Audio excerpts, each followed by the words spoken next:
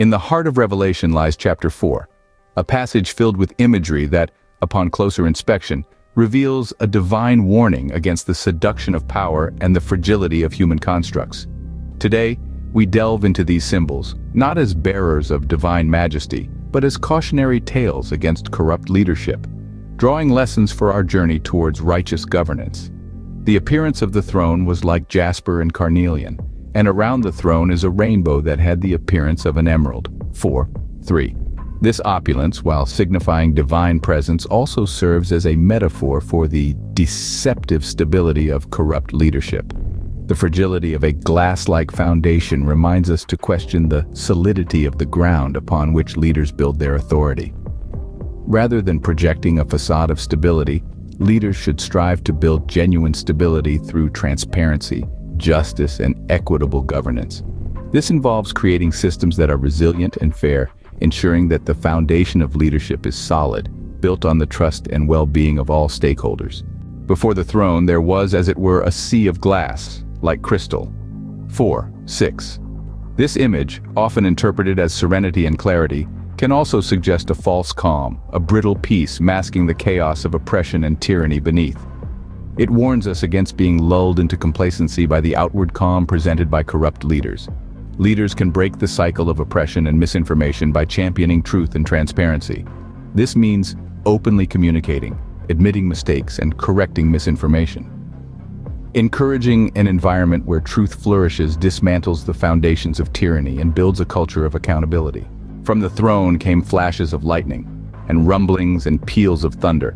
4:5. The awe-inspiring display can overshadow critical thought, leading to blind allegiance. This serves as a caution against being dazzled by leaders who use spectacle to distract from their moral and ethical failings. To avoid the dangers of blind allegiance, leaders should foster a culture of critical thinking and autonomy within their teams and communities. This involves valuing diverse opinions, encouraging debate, and making decisions that are informed by a wide range of perspectives, not just those that echo the leader's views. Around the throne, on each side of the throne, are 4 living creatures. Each of them with 6 wings are full of eyes all around and within. Revelation 4:6.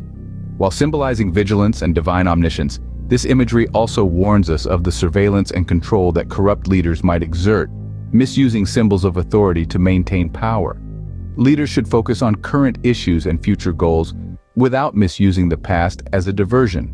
Acknowledging and learning from historical contexts while being fully engaged with present responsibilities ensures that leadership remains relevant and accountable.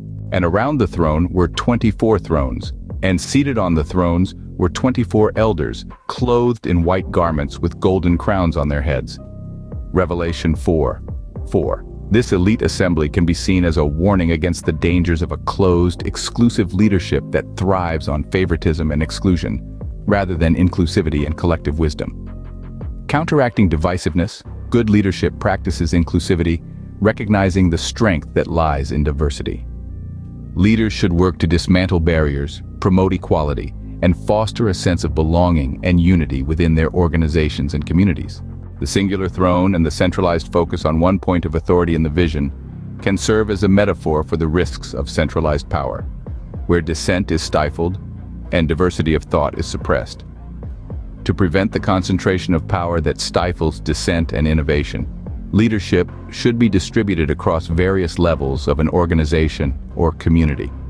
Encouraging participation, sharing decision-making, and empowering others enriches the leadership landscape and nurtures a more dynamic and resilient structure. And the 24 elders fall down before him who is seated on the throne and worship him who lives forever and ever. They cast their crowns before the throne. Revelation 4:10. This act of submission, while reflecting ultimate reverence to divine authority, can also serve as a cautionary metaphor against the dangers of unquestioning loyalty to earthly leaders. It illustrates how even those with authority can relinquish their autonomy and responsibility, blinded by the allure or fear of higher power. This warns against the erosion of moral courage and the willingness to stand up to corrupt leadership. Leaders can transform obsequious submission into mutual respect and autonomy by recognizing and valuing the contributions of each individual. This involves creating spaces where people feel empowered to share their insights and where their autonomy is respected and encouraged. The overwhelming display of power and majesty in the throne room, designed to instill awe and enforce submission, can also symbolize the deceptive nature of corrupt leadership that cloaks its actions in the guise of infallibility. The confusion and misinformation spread by such leaders maintain control and prevent clear understanding or critique of their actions. This imagery encourages us to seek clarity, to question authority, and to ensure that leadership is accountable and transparent. To cut through confusion and misinformation, leaders should strive for clarity in communication and purpose in action. This means being clear about goals, transparent about methods, and consistent in messaging, helping to guide their teams with a shared vision and clear objectives. The singular focus on the throne and the act of casting down crowns before it can also reflect how divisions are deepened when individuals or groups surrender their power and identity to a dominant authority.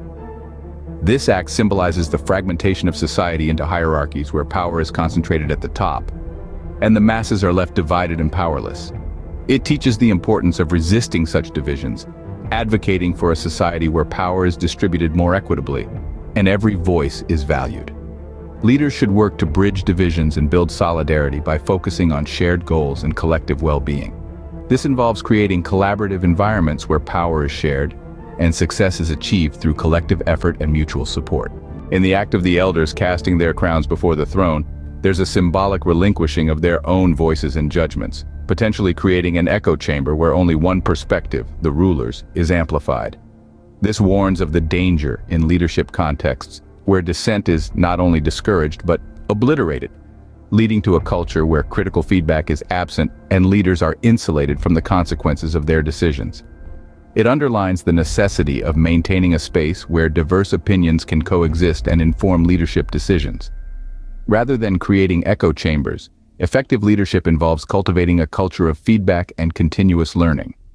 Leaders should seek out diverse opinions, encourage constructive criticism, and view mistakes as opportunities for growth and improvement.